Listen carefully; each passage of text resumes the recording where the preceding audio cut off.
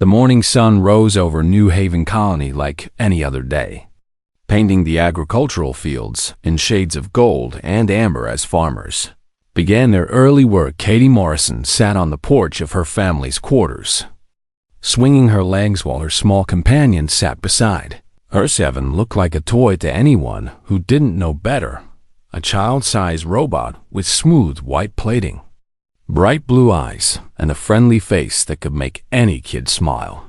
"Good morning, Katie," 7 said in his soft voice, tilting his head slightly. "Morning, 7," Katie replied, watching her father Greg walk toward the engineering bay across the compound.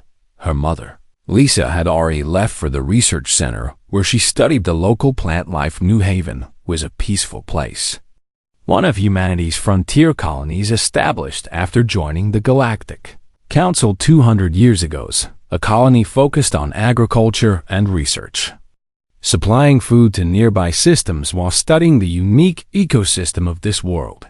Katie was 8 years old and had lived here her whole life. She couldn't imagine anywhere else feeling like home. "Want to play explorer today?" 7 asked, standing up with mechanical grace. Katie grinned and nodded, grabbing her backpack from inside the door. They had done this dozens of times, walking to the edge of the colony perimeter, where the wild forest began, collecting interesting rocks and plants for her mother's research commander. Jake Harris waved to them from the security station as they passed. "Stay within the boundary markers," he called out with a smile. "We will," Katie promised, holding up her hand to show she understood. 7 walked beside her with quiet steps, scanning the environment constantly, though Katie never noticed this behavior to her. 7 was just her friend, the companion android her parents had given her 3 years ago. Device was common in human colonies, a way to keep children safe and entertained while parents worked. What Katie didn't know was that 7 represented something far more sophisticated than a simple toy. The morning passed peacefully as Katie collected samples and 7 carried her backpack when it got too heavy. They returned to the colony center just before lunch, and Katie ran to the cafeteria where her mother was waiting. "Find anything interesting?" Lisa asked, examining the rocks Katie had gathered. 3 new types," Katie said proudly, pointing to each one. 7 stood quietly nearby, his blue eyes watching the people moving through the cafeteria. The afternoon brought clouds and a gentle rain, so Katie stayed indoors reading while 7 sat in his charging station. Greg came home early, ruffling Katie's hair before heading to clean up. "Big thunderstorm coming tonight," he said cheerfully. "Nothing to worry about though, just lots of rain." Katie didn't think much of it as she helped her mother prepare dinner. The colony felt safe and comfortable, surrounded by good people who all looked out for each other. That sense of security shattered at 2,100 hours when the alarms began screaming. Katie jolted awake, confused and frightened by the piercing sound that filled the night. Her father burst into her room, his face tight with worry. "Katie, grab 7 and get your emergency pack," Greg said quickly, helping her out of bed. "What's happening?" Katie asked, her voice small and scared. "Raiders," her father said simply, pulling her emergency backpack from the closet. "We need to get to the shelters now." 7 activated instantly, his eyes brightening as his systems came fully online. "I will protect Katie," the android stated, his voice different, somehow more focused and serious. The family rushed into the hallway, where other colonists were running toward the underground shelters. Explosions echoed from somewhere near the perimeter, and Katie could hear weapons fire in the distance. The Krellians had come without warning, descending from orbit in armed assault shuttles. They were insectoid beings, tall and armored with natural chitin plating that made them look like nightmares come to life. Their species had a reputation as slavers and raiders, targeting frontier colonies that seemed vulnerable. Greg and Lisa ran with Katie between them, 7 following close behind. Commander Harris's voice boomed over the colony speakers. ordering all civilians to the shelters, while security teams mobilized. The corridors were chaos, families running, lights flickering, alarms continuing their relentless wailing. Katie's mother stumbled when another explosion rocked the compound. Falling hard against the wall, Greg stopped to help her up, and in that moment, the corridor ahead collapsed in a shower of debris and sparks. "Go back," Lisa shouted over the noise. "Take the maintenance tunnels." They turned and ran the other way. But the Krellians were already inside the compound. Katie heard the clicking, chittering sounds of their language echoing through the halls. "In here," Greg hissed, pushing open the door to their family quarters. It wasn't a shelter, but it was somewhere to hide until they could find another route to safety. He locked the door behind them and moved furniture against it, barricading them inside. Lisa held Katie close, trying to keep her calm despite her own racing heart. Seven stood near the door, his small frame seeming inadequate against the danger outside. The sounds of combat grew closer, energy weapons firing, humans shouting, Krellians chittering their battle commands. Katie's father grabbed a tool from his workbench, the only thing resembling a weapon in the quarters. "Stay quiet," he whispered to Katie. "We'll wait until it's clear, then make a run for the secondary shelter." The family huddled together in the darkness, listening to the battle raging through their home. Minutes felt like hours as they waited, hoping the raiders would pass them by. Then the door exploded inward, sending debris flying across the room. 3 Krellian warriors pushed through the smoke, their compound eyes glittering in the emergency lighting. The lead raider was larger than the others, with elaborate markings on his carapace indicating rank. Vexter had been raiding human colonies for 6 cycles now, and he found them laughably weak. These soft-skinned bipeds had only recently joined the Galactic Council, and they had nothing the Krellians feared. His warriors grabbed Greg Morrison, knocking the tool from his hand and forcing him to his knees. Another seized Lisa, pulling her away from the child. Despite her struggles, Vexter clicked his mandibles in amusement as he looked at the small human spawn. "Primitive human young," he chittered, translating through his collar device. "Such weak creatures you are." His eyes fell on the small white robot standing beside the girl. "And what is this?" He laughed, a harsh clicking sound. "A toy human? How pathetic that you need machines to comfort your offspring." Katie stood very still, her heart pounding, but her voice steady when she spoke. "You should meet my little hunter," she said quietly, looking up at the towering alien with eyes that showed no tears. Vexter tilted his head, confused by the child's calm demeanor. Seven's blue eyes flickered once, twice, then shifted to a deep, glowing red. The transformation was instantaneous, and terrifying. Panels on Seven's arms slid open, revealing weapons that had been hidden in his compact frame. His friendly posture shifted into something predatory, something designed for combat. "Threat detected," Seven announced in a voice completely different from his usual gentle tone. "Lethal force authorized to protect. Primary charge." Vexter had half a second to realize his mistake before Seven moved. The little white robot that had seemed so harmless became a blur of deadly efficiency, and the Krellian raid leader understood too late that humans were far more dangerous than they appeared. Seven moved with precision that defied his small size. His combat algorithms, calculating trajectories and strike points in microseconds. The first Krellian warrior didn't even have time to raise his weapon before Seven's arm blade extended and cut through the joint in his chitinous armor. The alien fell with a screech of pain, his weapon clattering across the floor. The second warrior lunged forward, trying to grab the small android, but Seven ducked under the grasping claws and fired a pulse of energy into the Krellian's thorax. The warrior collapsed, twitching but alive. Seven's protocols wouldn't allow lethal force unless absolutely necessary. Vexter released his hold on Greg Morrison and activated his personal shield, backing toward the destroyed doorway. "What kind of toy is this?" He shouted in confusion, and Rage 7's red eyes locked onto the raid leader. Tracking his every movement, "I am Unit 7. Guardian-class military android," 7 stated calmly, positioning himself between Katie and the threat. "You have threatened my primary charge. This is unacceptable." Greg scrambled to his feet and pulled Lisa behind the overturned furniture, both of them staring at their daughter's companion in shock. They had known 7 was advanced technology, but this level of combat capability was something entirely different. Katie stood frozen, watching her friend defend them with skills she had never imagined. Vexter fired his plasma rifle at 7, but the small android dodged with inhuman speed, moving in ways that seemed impossible for his size. The shot scorched the walls behind where 7 had been standing, missing by centimeters. "Katie, stay down," 7 said, his voice returning briefly to the gentle tone she knew before switching back to combat mode.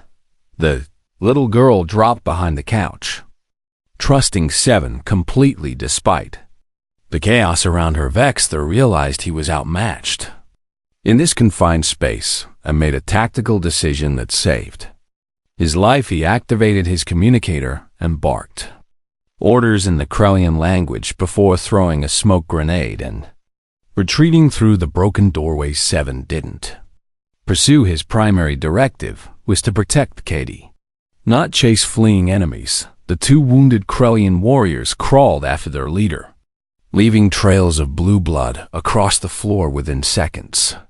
The quarters were quiet, except for the distant sounds of combat echoing through the colony. Greg moved cautiously to Katie, checking her for injuries, while Lisa stared at 7 with new understanding.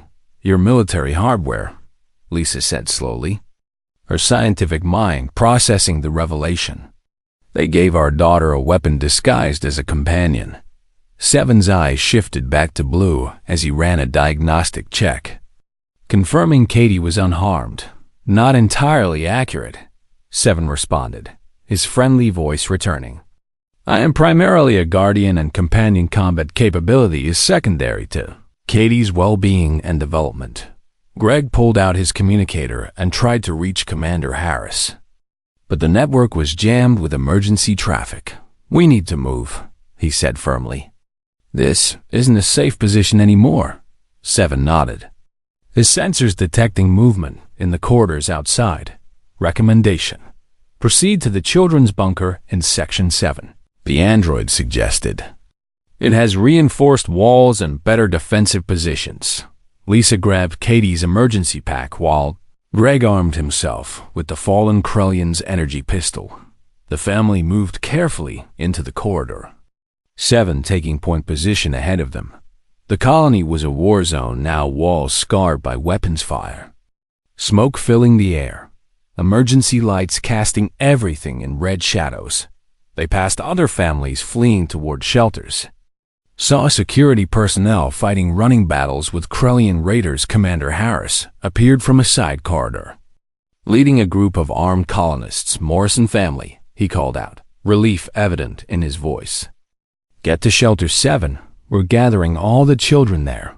His eyes fell on 7. An understanding dawned on his face. "So the rumors were true," Harris said quietly. "The Guardian program is real." 7 tilted his head, acknowledging the statement without confirming details. "How many other units are active in the colony?" Harris asked.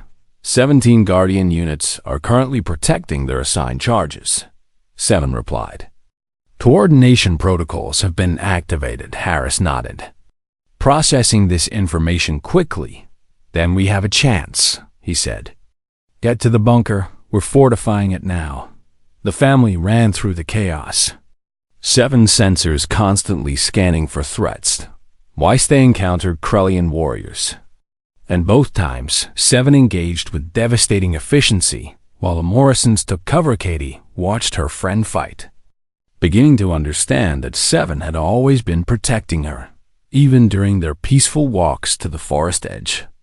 Even while they collected rocks and plants, every moment of their friendship had been real.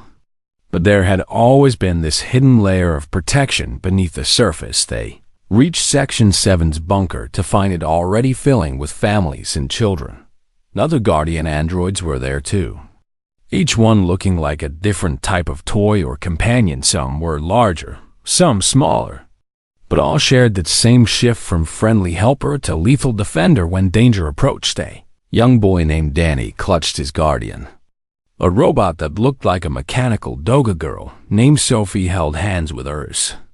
Android painted in bright colors that had seemed purely decorative hours ago. Now all the Guardians stood at the bunker's entrance, forming a defensive line with glowing red eyes and extended weapons. Greg and Lisa finally had a moment to process what was happening. "How long has the military been doing this?" Lisa asked quietly, looking at the row of Guardian units. A colony administrator named Peter Chan overheard and answered. 5 years, he said. Every human colony with children has been quietly receiving these units. Field testing and protection combined into one program, and no one thought to tell the parents. Greg asked, anger mixing with his relief. "Would you have accepted 7 if you knew he was a military weapon?" Peter countered. "The program works because the Guardians bond naturally with the children. No fear, no suspicion, just friendship." Katie sat against the wall, 7 beside her in standby mode. She reached out and touched his hand, and the android's eyes flickered to blue briefly. "You're still my friend, right?" she asked softly. "Always," 7 replied, his voice gentle again. "Protecting you is what I was made for, but being your friend is what I choose to be." Outside the bunker, Commander Harris organized the colony's defense. The Krellians had expected an easy raid on a farming settlement, but they were discovering that human colonies were anything but defenseless. The Guardian androids had bought precious time, allowing the human defenders to regroup and fortify key positions aboard the Krellian assault ship in orbit. Captain Drachmer received reports from the surface with growing concern. Vexter reports heavy resistance. His communications officer chittered. Multiple unknown combat units engaging our warriors. Drachmer's mandibles clicked in frustration.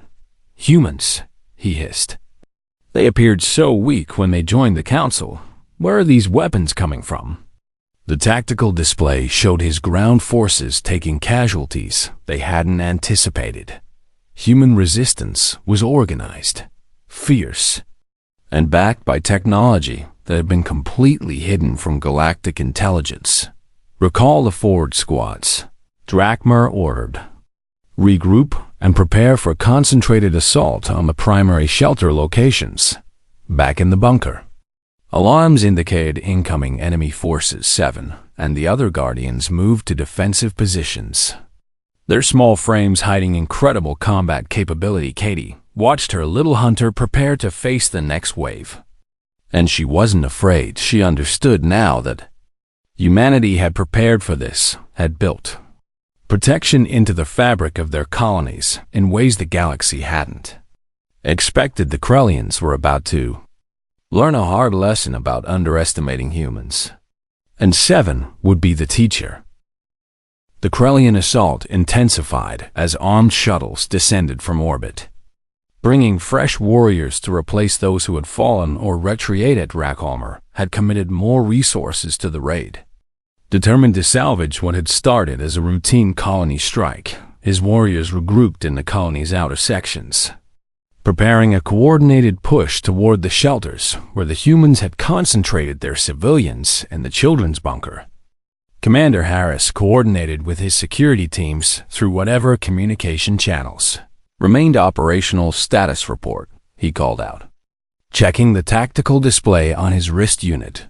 "Perimeter holding at sections 3 and 5. Came the response from Peter Chun, who had taken command of the civilian militia. "Heavy contact at section 8. They're trying to flank us."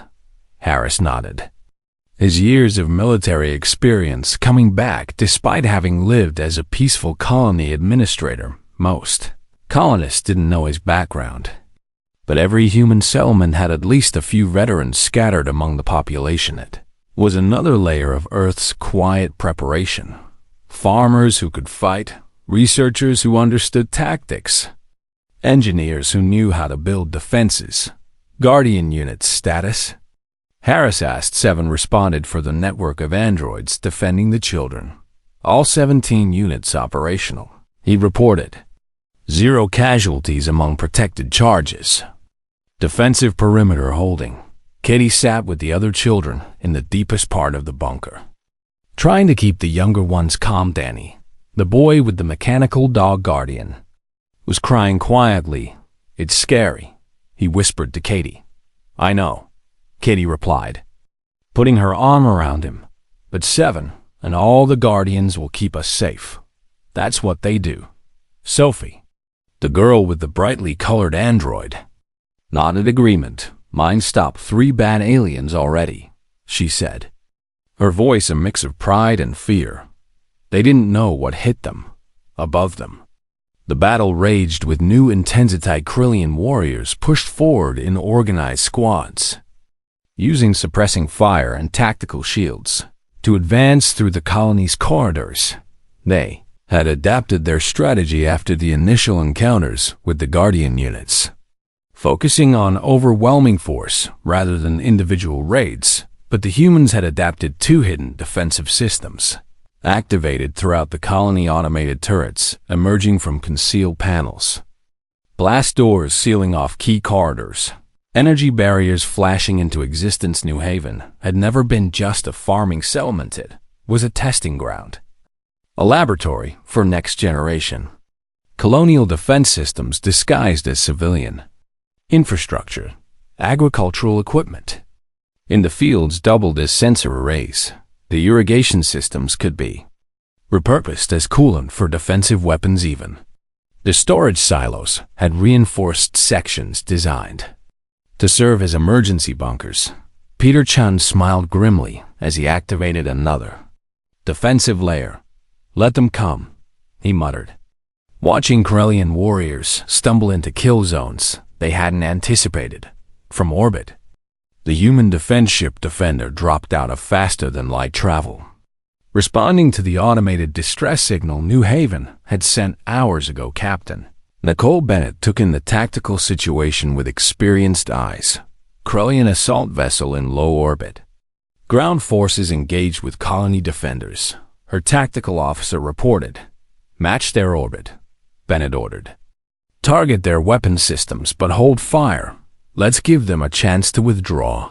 The Defender was a newer class of human warship, built after humanity had spent 2 centuries observing galactic military technology and quietly improving upon it, where other species saw humans as newcomers with primitive ships.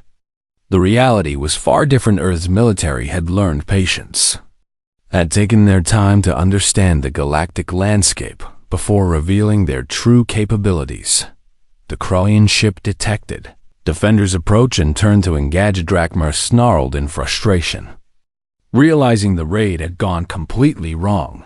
"Human warship approaching," his sensor officer reported. "Configuration unknown, not matching any recorded class. Open fire," Drakmar ordered. "Disable them quickly so we can complete the ground operation." The Corellian vessel unleashed plasma torpedoes and particle beams, weapons that had served their species well in countless raids. Defender shields absorbed the attacks easily, its defensive systems far more advanced than the Corellians anticipated. "Return fire," Bennett ordered calmly. "Precision strikes on their weapon arrays. I want them disabled, not destroyed." Defender's response was surgical and devastating. Magnetic accelerator rounds tore through the Corellian ship's weapon mounts, while targeted energy beams melted their shield generators within 90 seconds. Drakmar's vessel was crippled and helpless. "Human ship," came the translation of Drakmar's transmission. "We surrender, cease fire." Bennett leaned back in her command chair, allowing herself a small smile. "Surrender accepted," she replied. "Recall your ground forces immediately, or we will assist the colony in removing them on the surface." Vexter received the recall order with bitter rage. He had led successful raids across a dozen systems, And now a farming colony had humiliated him. The Guardian units had proven far deadlier than their appearance suggested, and the colony's hidden defenses had torn apart his assault formations. Fall back to the shuttles, he ordered his remaining warriors. Prepare for orbital extraction. But Vexter wasn't finished. He had seen where the children were gathered, had noted the concentration of those deadly Guardian androids protecting them. If he couldn't claim slaves from this raid, he would at least destroy the humans' precious offspring and their mechanical protectors. He gathered his personal squad, the most loyal and skilled warriors under his command. We strike the children's bunker, he told them. One final blow before we withdraw. His warriors clicked their mandibles in agreement. Sharing their leader's desire for vengeance, they moved through the colony's damaged sections.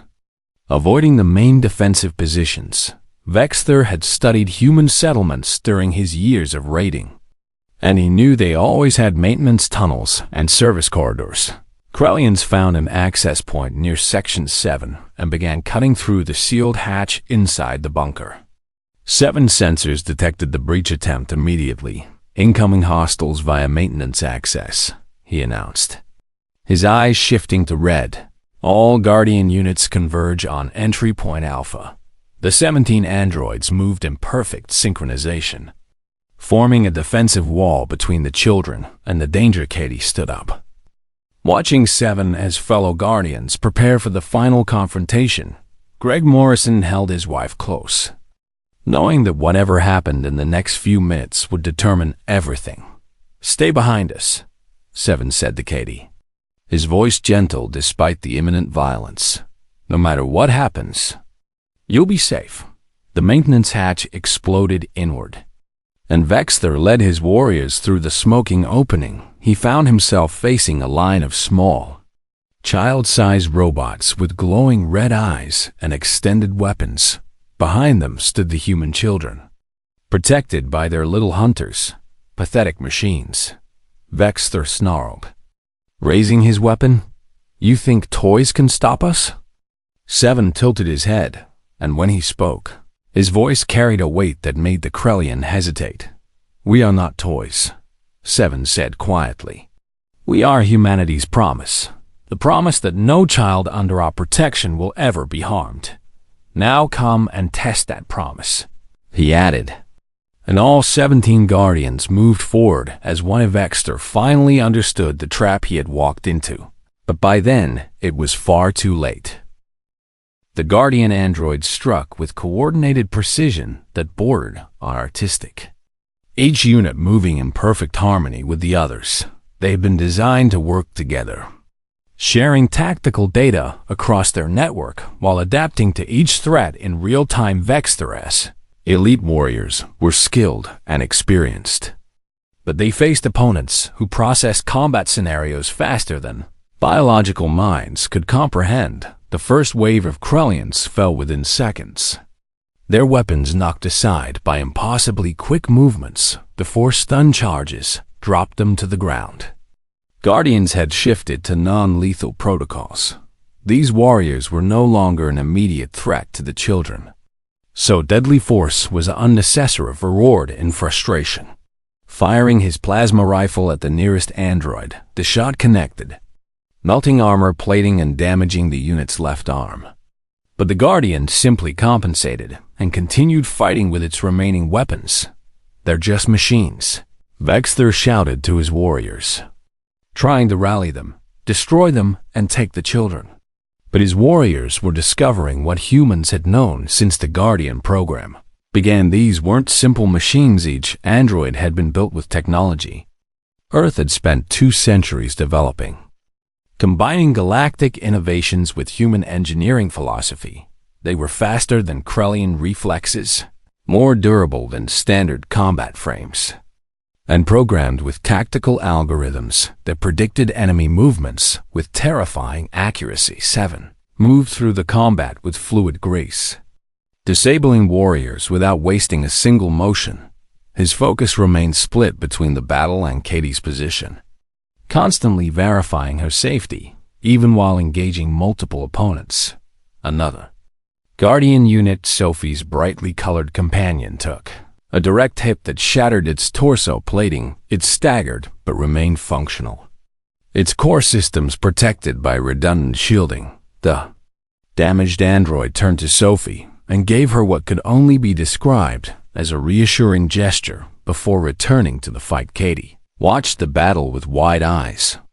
Seeing her friend and the other Guardians defend them with unwavering determination, she noticed something the adults might have missed. The Guardians were being careful. Even in combat, they disabled rather than destroyed, incapacitated rather than killed, showing restraint that seemed almost human. They care about doing it right, Katie whispered to herself, understanding something profound about these machines. Her parents and the colony adults had underestimated. The battle reached its peak when Vexter activated a personal combat mode his species reserved for desperate situations. His carapace shifted, revealing additional limbs tipped with natural weapons evolved over millions of years. He became a whirlwind of slashing claws and stabbing appendages, forcing the Guardian units to focus more resources on containing him. I will not be defeated by human toys, Vexter screeched.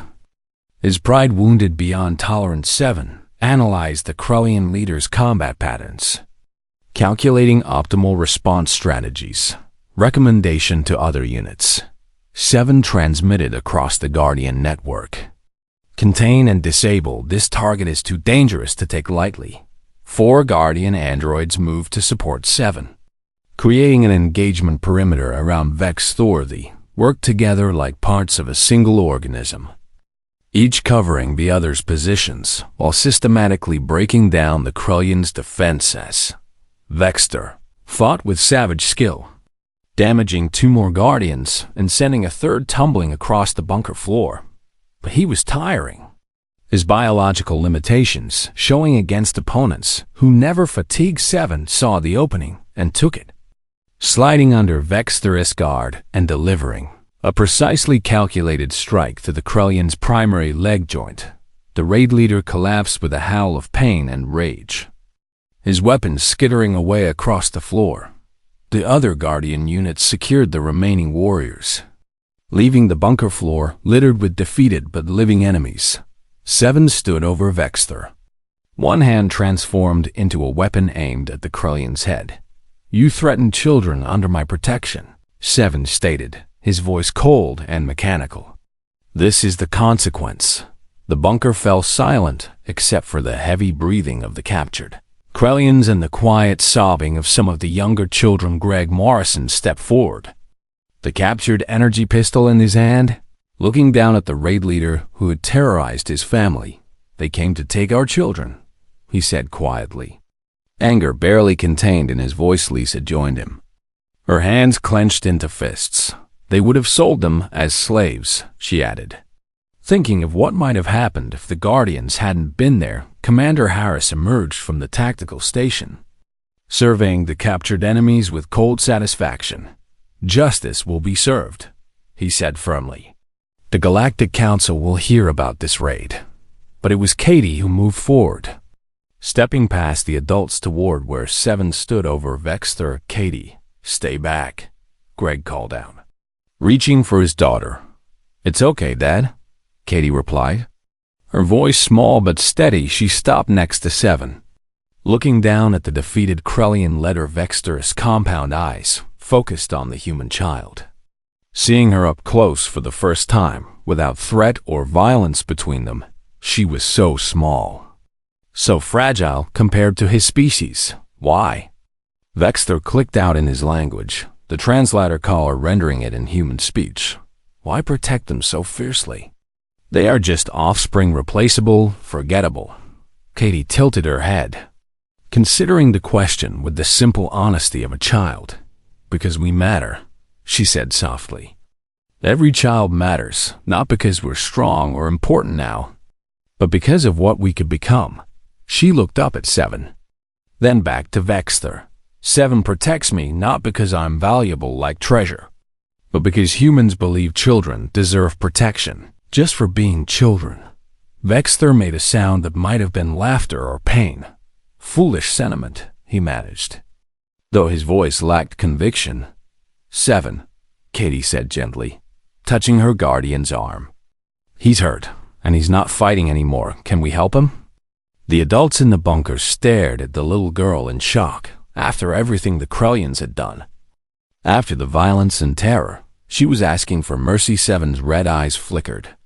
His combat protocols processing this unexpected request from his primary charge.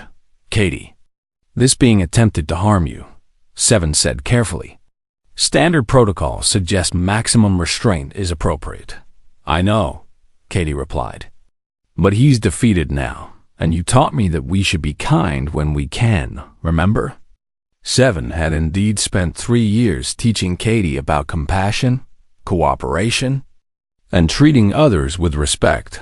Those lessons had been part of his companion programming, designed to help human children develop strong moral foundations. Now his own charge was applying those lessons in a way his combat protocols hadn't anticipated. 7's eyes shifted from red to blue as he made a decision that would ripple far beyond this.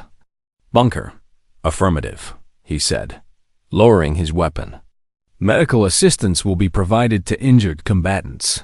He activated his communicator, requesting medical teams for the wounded Krellians. Greg and Lisa stared at their daughter with new understanding. She had faced terror and violence, but emerged with her compassion intact, teaching even an advanced combat android about the importance of mercy. Commander Harris observed the scene with quiet satisfaction.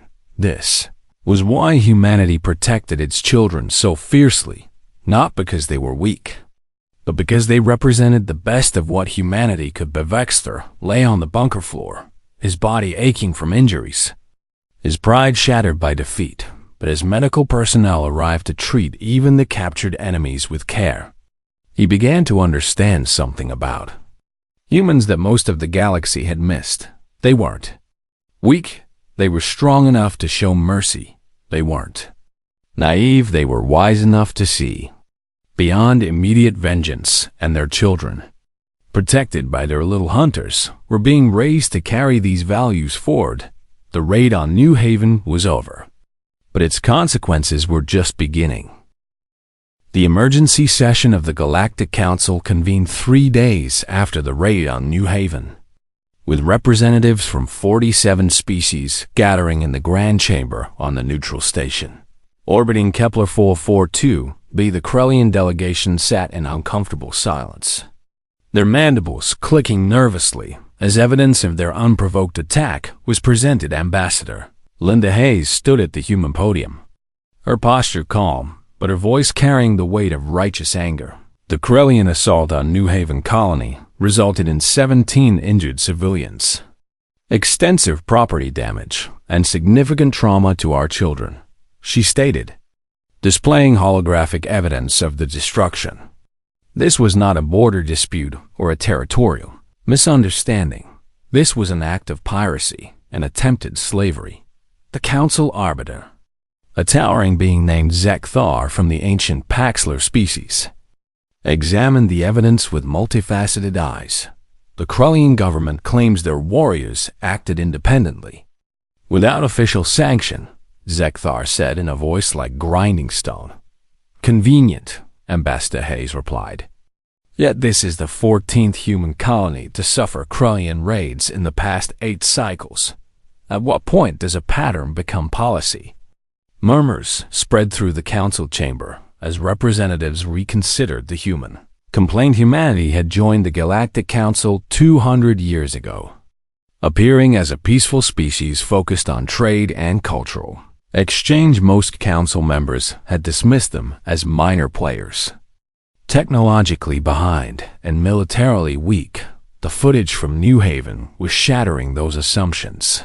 The Council watched as guardian androids defended the colonists with precision and restraint, showing combat capabilities that rivaled or exceeded anything the Krellian warriors possessed. They saw human defensive systems activate with coordination that suggested extensive military planning. They witnessed Captain Bennett's ship Defender disable a Krellian assault vessel in less than 2 minutes. The humans have been hiding their true military capacity, whispered the Trellix ambassador to his aide. Not hiding, corrected his aide. Simply not advertising. There's a difference. The most impactful moment came when Ambassador Hayes presented Katie Morrison's testimony. The holographic image of the 8-year-old appeared in the center of the chamber. Seven standing quietly beside her. "Hello," Katie said with a small wave. "My name is Katie, and this is my friend Seven." The gathered species watched this small human child with curiosity.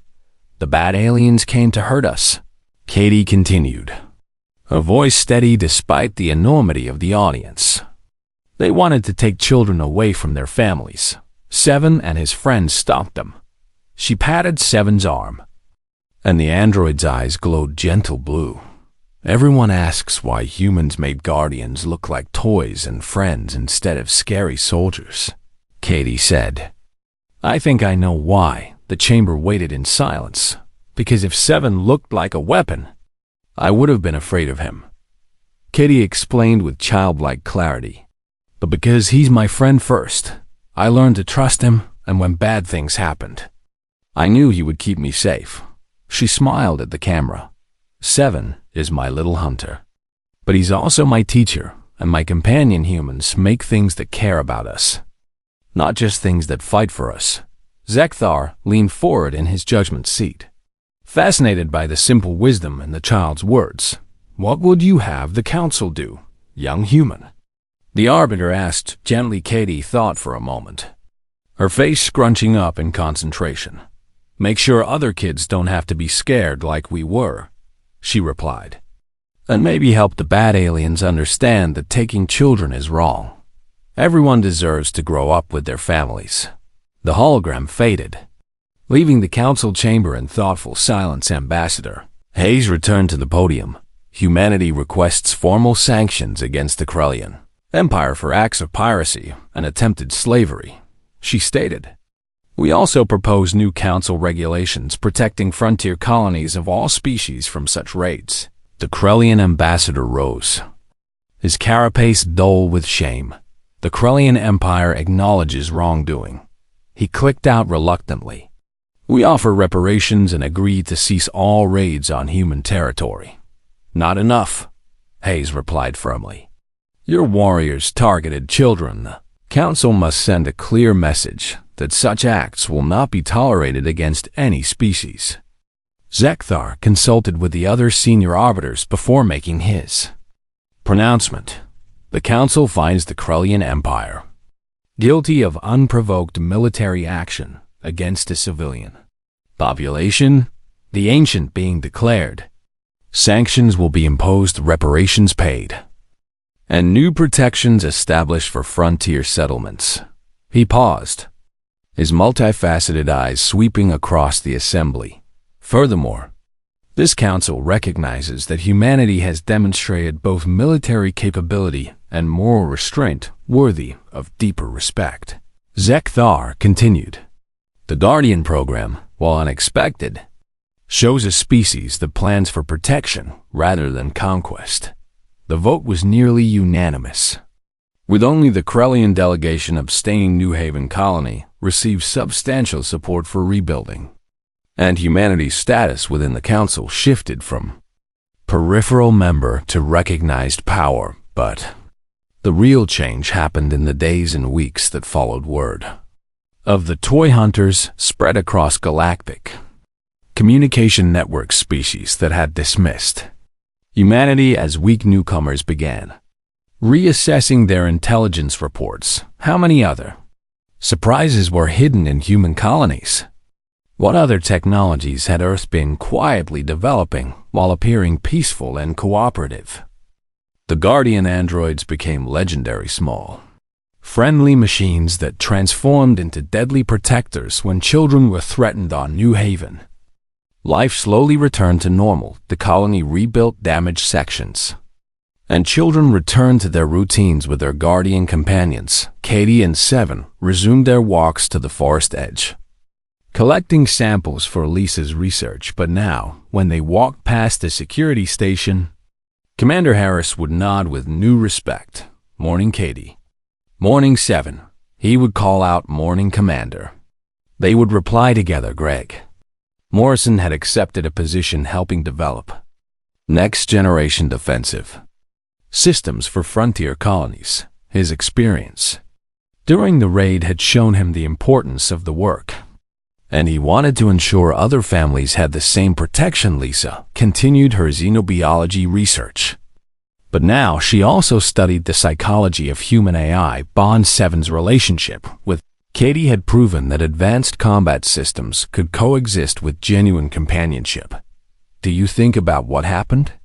Katie asked 7 one afternoon as they sat under her favorite tree. "Constantly," 7 replied, his blue eyes reflecting the sunlight.